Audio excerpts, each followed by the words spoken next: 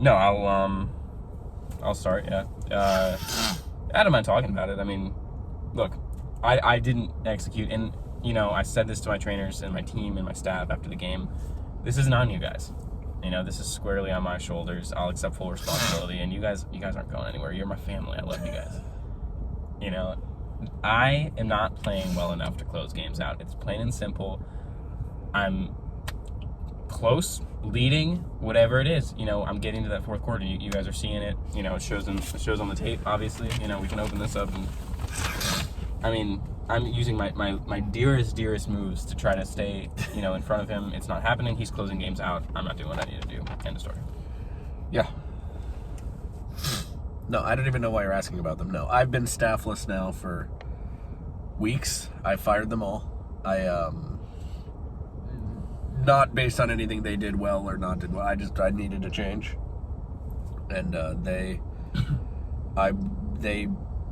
were trending towards, and obviously moving towards, complete destitution and lack of a job and all that. And honestly, and obviously a lot of their kids are in dire straits now. But let's talk about game 2. I won. I was able to execute. 3-ball wasn't falling. That's fine.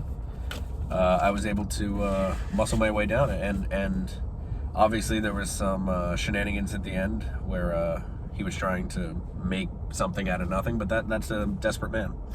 And when I see a desperate man who's reaching up a hand to help him up, I do the opposite. I grab a pillowcase, I fill it with rocks, and I start beating back and forth until that hand goes down and it never comes up again. So that's what I do, and that's what I will do in game 3, and then I'll hoist that Nancy Napier. No, I do remember, and I appreciate you asking the question so quickly so I could just roll into it. I remember him promising championship last year. He's done it this year too. I don't think that means anything. Obviously it didn't in the past. I think not having the tent hurt. Even though I played better and it was a closer game and I was leading most of the time, I think it hurt at the end. I think I needed that tent. I think that that tent, meant more than I'm realizing. As to the end of the game, I think that history will show, that people believed at this moment in time on November 4th, 2023, that game should have been going to overtime. And I think that we're going to look at the tape a lot over the coming years. And listen, no matter what happens, that game will always have an asterisk. And, I tied the game up fair and square. We should be playing it. We should still be playing. Sure, yeah. I heard him say that the game should have an asterisk. The only thing that should be written under that asterisk is Michael acted like a bitch at the end of the game. And that should be the subnote. That should be the title of the article. That should be the GIFs that are made after this. And the second piece to that is I also heard him say that, I made this promise last year and he doesn't think it matters. I'll tell you what does matter. The number 2 compared to the number 0. Which one's bigger? No, I'm asking you. Yeah, the 2, right? So the 2 is bigger than the 0. And 3 is bigger than 0 as well, and 3 happens to be a number that comes with a Nancy Napier. So sure, we can say my promises mean nothing, but what does mean something is my basketball play, my lockdown defense, my shot hitting ability, and his lack of those things. No, you're absolutely right. I think he summed it up. I think 2 is bigger than 0, and I've got 2 banners, he's got 0. So I think that he shouldn't really be bringing up numbers like that. When the record in the finals, the current championships, it speaks for itself. I'll tell you what I fear. I fear, forced friendship, and I fear that I've lost meaning to some of the basketball community being down 0-2.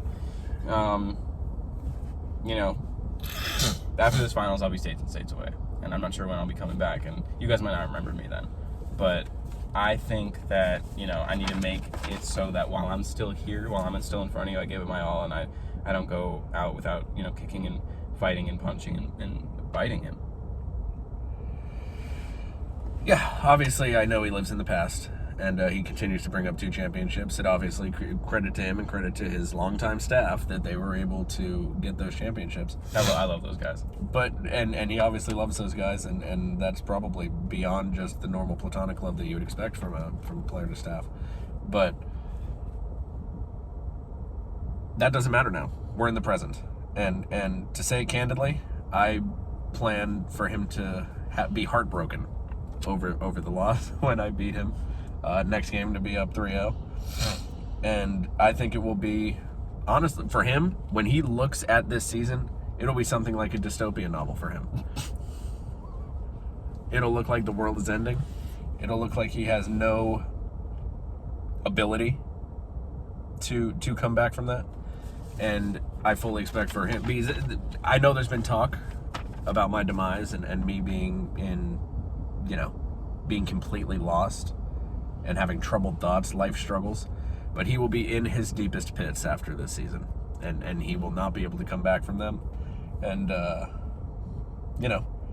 obviously he sounds a little juvenile when he talks about some of this stuff, but I want to make sure that my record is set straight and that he's looked at for what he is, and that's going to be the loser of the 2023,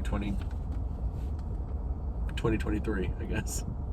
2022-2023 BMA season.